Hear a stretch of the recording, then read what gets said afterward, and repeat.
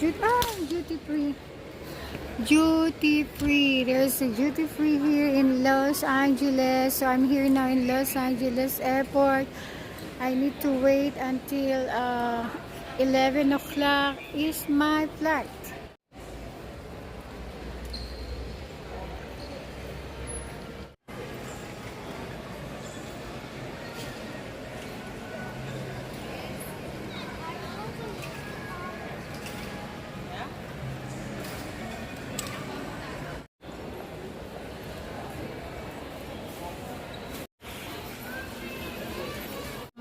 Stewardess, sila yung mga stewardess are all going to airplane.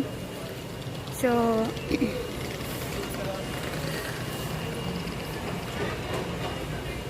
duty free.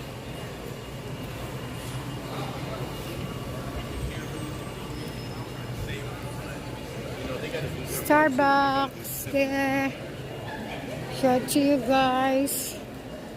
The Starbucks is there. So I just need to sit right there. Ayan yung Starbucks coffee. And then meron tayo ditong duty free. That is the duty free here in Los Angeles, California airport. So this is the gate 148 and B terminal. So they have a lot of store here.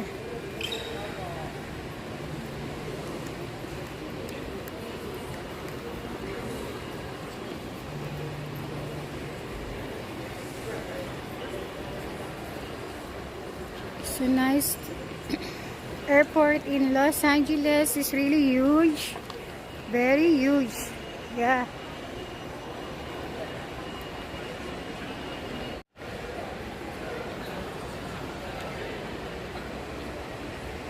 Mga mare, ang haba pa ng oras natin para tayo ay makapag-flight. So nandito kami sa waiting area. Marami dito mga nagpiling na nasa ba. Ako din nagpipiling na nasa ba. Tingnan niyo naman, oh, yung mga tao dito nakahiga. Nakahiga. Ito yung higaan ko. Mare. Alas 11 pa ako mga mare. Feeling na nasa bahay ako. Kasi iba nakahiga din eh. Gayahin natin. Ano kaya kung ako ay makatulog talaga, no? Tapos lumampas na yung oras. Alas 11, no? Mga mare. Feeling ko nasa bahay lang ako. Pero nandito ako sa Los Angeles Airport. Naghihintay ng aking flight. So, alas 11 pa ng gabi yung flight ko. At wala pa po ako sa Philippine Airlines. Nandito pa lang ako andito rin yung Philippine Airlines sa Los Angeles. Pero, pipick upin pa yung mga passenger from Los Angeles. Tapos, sa Philippine Airlines dadalhin. So, it's only 3:18. Pero, kailangan kong magpa-pick up ng alas 8 ng gabi. Kaya, ngayon, andito ako, feeling ko nasa bahay lang ako.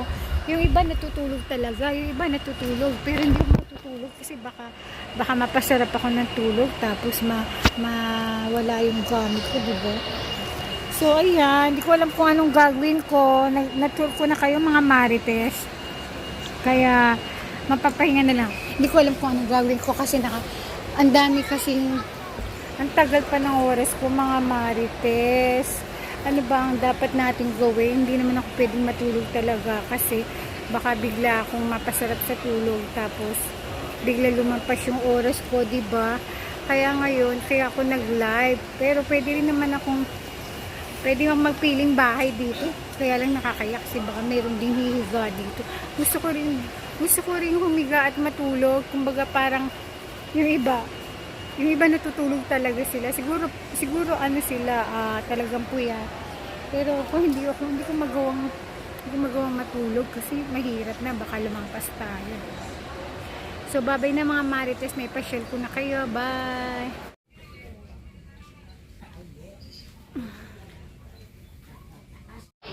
Not So, ito na yung airplane ng Manila Airport. Ayan, nice na nila. All carry-on